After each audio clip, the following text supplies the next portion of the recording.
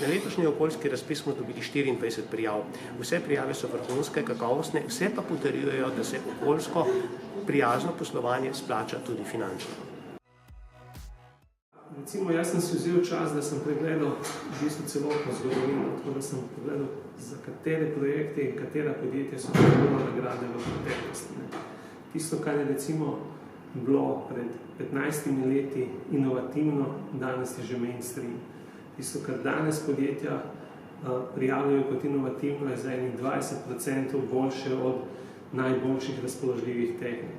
Tako da trend je, da pomen okolja se ga bistveno bolj zavedamo kot pred parimi leti, bistveno bolj kot pred parimi desetletji. In to je danes, podjetja bistveno bolj skrbijo za ta okoljsko podobo.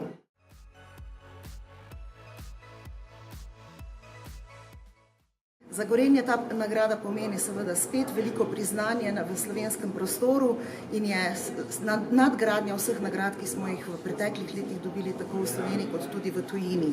Na ta način sebi in seveda tudi širši javnosti pokažemo, kakšen je napredek v desetletjih dela na področju okolja.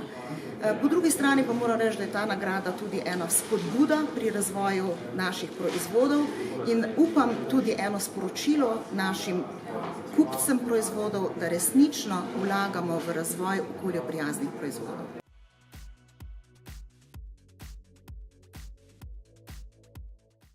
Nagrado smo prejeli za večnamenski krmilnik, katerega glavni namen je zajem podatkov energije in upravljanje z energijo v stavbah.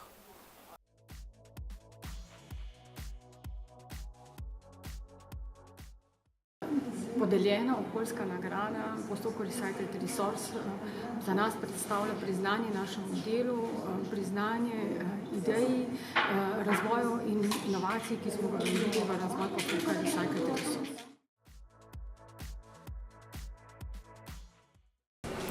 Naš projekt se imenuje Krepitev zmogljivosti Life Slovenija in je namenjen pomoči slovenskim prijaviteljem v program Life.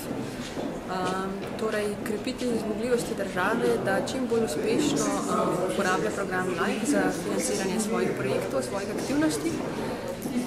Kaj počnemo? Prirejamo delavnice, usposabljanja za prijavitelje, veliko delamo na ozaveščanju, usposabljanju prijaviteljev, imamo delavnice za pisanje prijav, svetujemo na bilateralnih sestankih individualno s podjetji, tudi večkrat, če potrebno. Torej, naš cilj je čim več uspešnih live projektov slovenskih prijaviteljev. Lansko leto nam je to že dobro uspelo. Uspešnih je bilo kar 7 od 14 prijavljenih projektov v program Life in upamo, da se bo ta trend nadaljeval.